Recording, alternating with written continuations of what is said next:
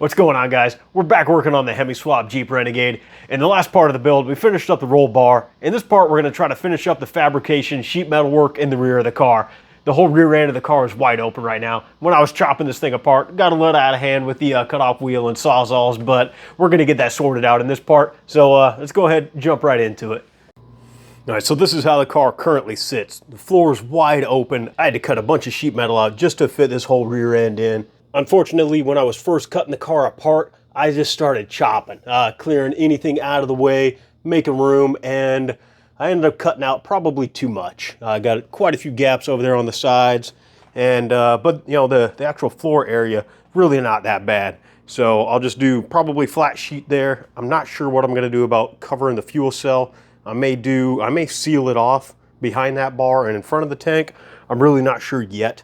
But I think once I start making some progress, it'll probably start looking a little easier to figure out. I know what I'm going to do with the front there.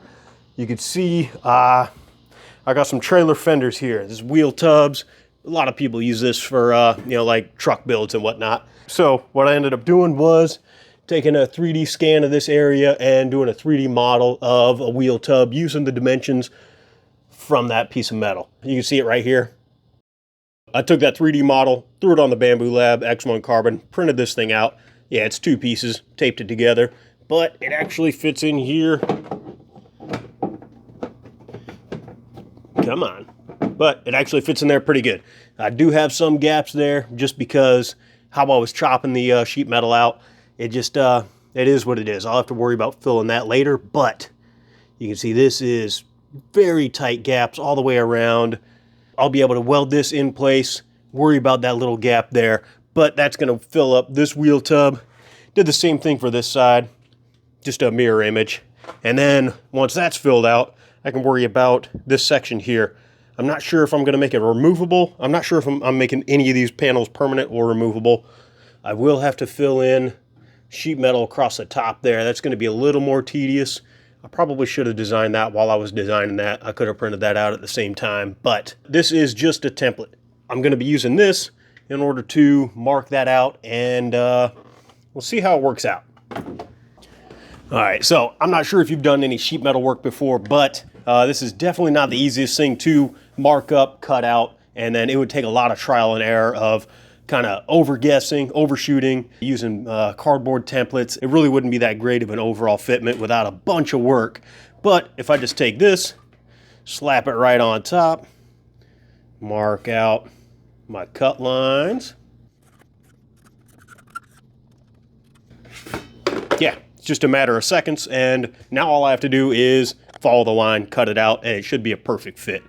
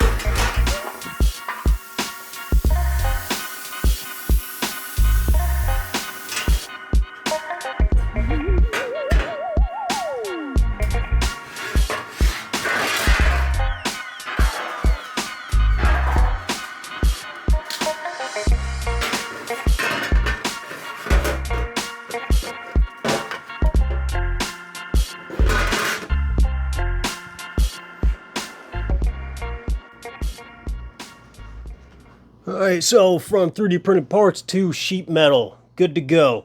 Gaps aren't perfect because when I plasma cut these, they're, you know, I'm not that great. Got a little wonky, but nothing that a little weld and a seam sealer won't fix.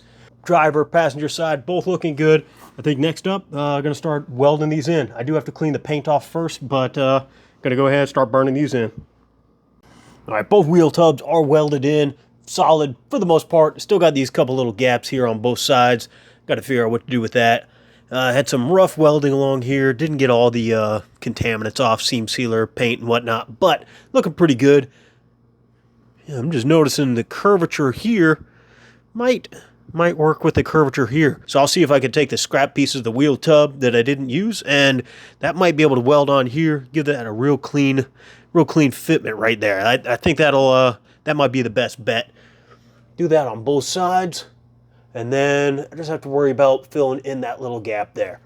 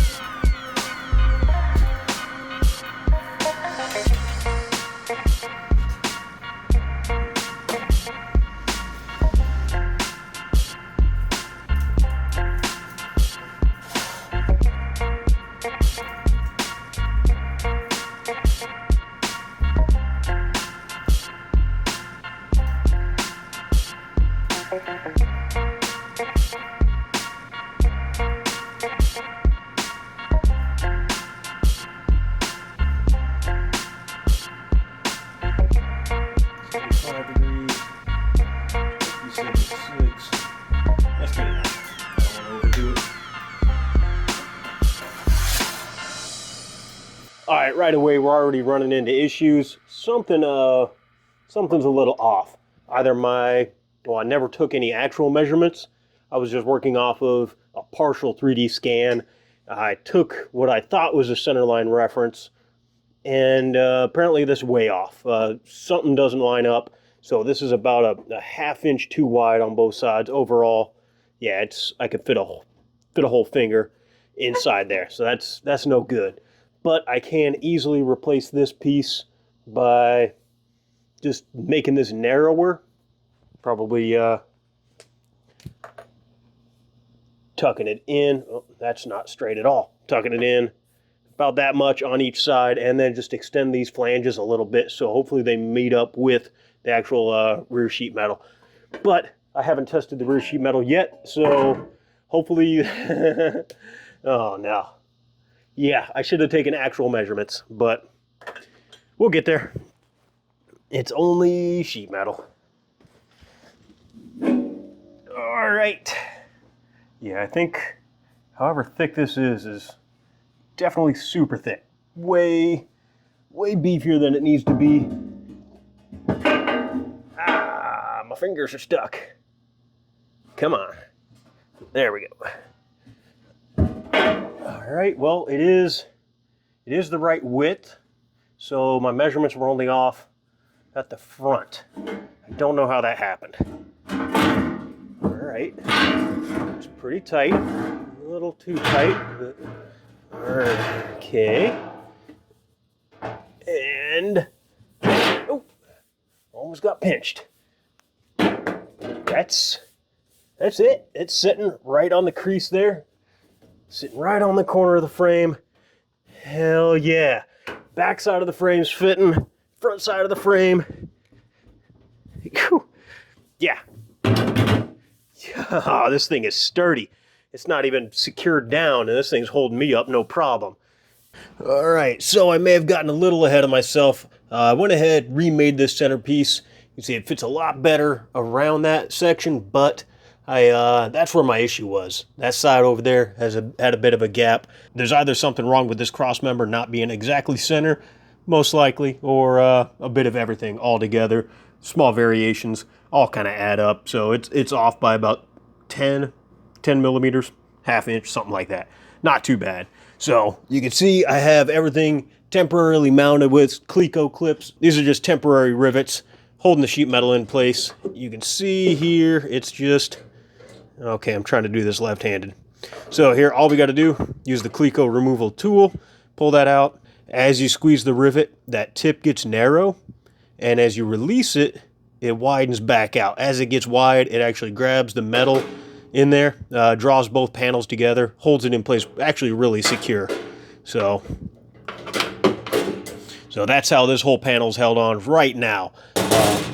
Next up, I'm gonna go ahead, I was going to riv nut all of these in place, actually drill out the frame rails, add riv nuts or threaded inserts into the frame rail, but I figure I might as well put threads in the actual frame rail, because the riv nuts would end up pushing every panel up a little bit, and the only contact would be right there on every piece. So if I put threads in the actual frame rails, the metal will be held down flush on there, nice and tight, less chance of vibration, a little more structurally sound, I guess.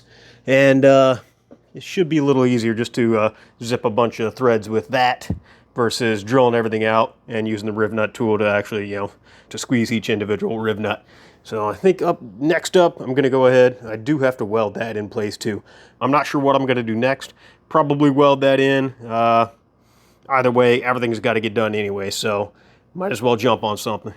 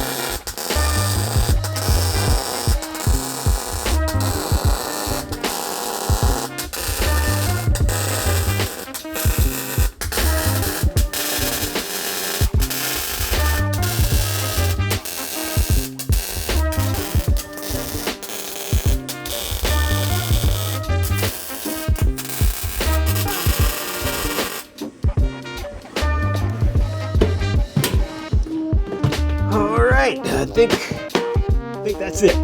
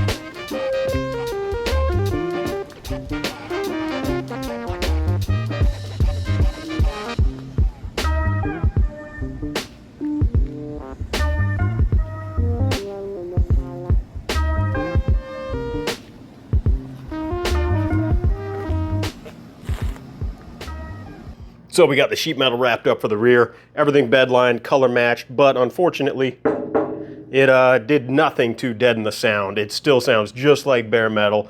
To fix that, we're gonna throw on Downford Sound's new 160 mil thick deadener. This stuff is super beefy, but before we do that, I'm gonna do a test panel. I went ahead, sprayed a couple pieces with the bed liner, just so I can do an unbiased side-by-side review, just to make sure what I'm doing is actually working. So we'll go ahead, throw some of this deadener on this test piece and see what it does. This stuff does require a blowtorch to soften it up, so let's go ahead, get this thing nice and warm, then we'll throw it on our test piece. Peel off the backing first, and get this thing nice and warm.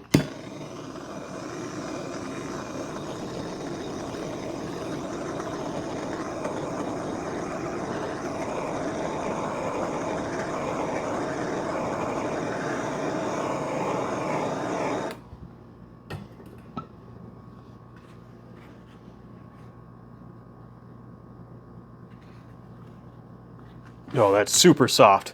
That goes on there nice and easy now. Then use a roller to press it on there, and it should be good to go.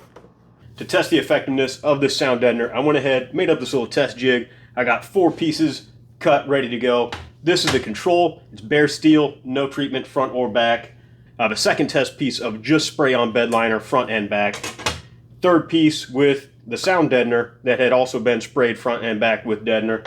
And fourth piece that has no treatment at all, just like this steel piece, with the sound deadener on the back of it. So let's go ahead, give this a tap, see what it does. Alright, so that was noticeably loud. It rang for a few seconds there. Just what you would expect from steel. Just go ahead and take this thing off of there, and we'll throw the one with the bed liner on there. Sprayed front and back. This is an example of what I have in the car right now. So we'll test this out. Good whack.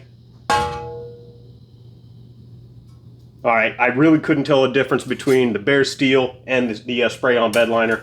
So I don't think the spray on bed liner is really doing anything, but it looks good, adds a little bit of texture, hides some of the imperfections. So we'll set this one to the side, and then we'll test the bare steel with the deadener on the back. Try to do the same amount of tap. Oh, no. Alright, so that didn't ring at all. All it did was a slight thud and then swung back and forth. Let's give it a harder whack. Alright, that's not really doing anything. Let's give it a pretty good whack. Well, so it looks like the sound deadener on the bare steel works pretty good. So the sound deadener is obviously very effective. We'll go ahead and test this piece out anyway, just so we can have a real-life comparison of what we have installed in the car. We'll go ahead and give this a test whack, see what it does. And nothing. The sound deadener is obviously very effective. We're going to go ahead and continue putting this on in the car so we can combat some of that road noise, vibration from the car audio and everything, and just get that noise down to nothing.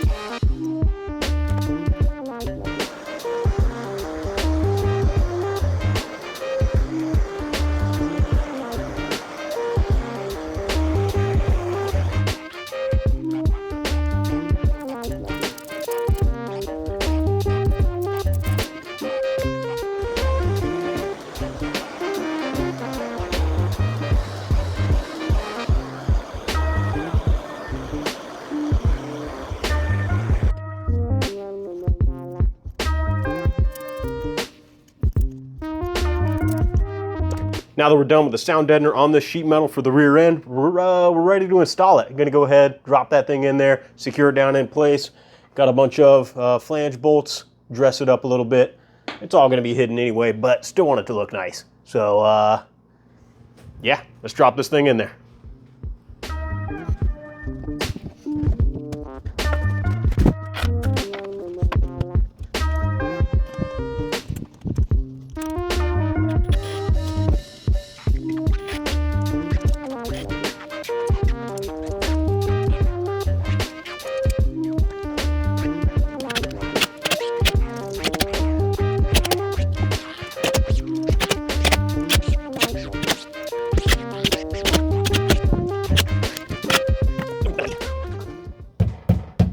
All right, yeah. Huge improvement over the previous noise. This thing is solid. Something's shaking back there. But it's not coming from here. Yeah, that is solid. All right, probably going to go ahead and continue on putting sound deadener throughout the rest of the car. I didn't do any of the back rear quarter panels, anything like that. I didn't even do the roof earlier. So, anyway, I think that's pretty much wrapping up this whole rear end section. I do have a few smaller pieces to patch in, seam seal around these edges. patch this little corner, figure out what to do with the rear corners there. Let's take a closer look at that, I guess. So yeah, taking a closer look, you can see we still have gaps right around here. Pretty good gap right there. I have that part already drawn up in CAD. I just got to plasma cut it out. Probably should have done that already, but either way, still have to figure out what to do with these back sections. I'm going to go just a flat panel covering this whole rear area, but I do have to seal that off. Probably do mostly just a flat panel there and come in on the side just to seal that section off. Might do a continuation down here. We'll figure that out though. That's not that important. That won't require welding. That part will. I'll probably do that off camera. Not too worried about that. Have to figure out a little penetration section there, like a sleeve. We'll get that sorted as well. But as of right now, rear end is pretty much done. Let's, yeah, that looks a whole lot better. Almost semi-professional. Wheel tubs are looking good. I'm going to head through some paint on that. Oh, man, I like that color match. But yeah, it's finally all coming together. That's looking pretty good. You can't really tell. Yeah, I'm going to have to clearance a little more around the wheel. I can go all the way up to the body line. So no worries about that. But yeah, that's looking a lot better. So I think after this, I have some issues with the front suspension. So I haven't really shown, but the passenger side, I have a huge gap. It's probably about 3/4 of an inch more forward on this side versus driver's side. So I have to figure that out. I do have a set of all new front lower control arms that I'm probably going to be throwing on, or upper lower control arms, all that. So I'll be doing that in the next episode. But as of right now, I think that's going to wrap up this part. So we're pretty much wrapped up on all the sheet metal work in the rear. Still got a little bit to work out, but it's not that big of a deal. I got the whole rear end covered, bedline, sound deadener. This stuff is solid. Yeah, huge improvement. I got an affiliate link down below for downforsoundshop.com if you want to check that out, plus anything else. I do get a small percentage back from that, so it'll help me with this build if you feel like doing it. But anyway, I'm going to wrap this one up here. Thanks for following along with the build so far, and I'll see you in the next one.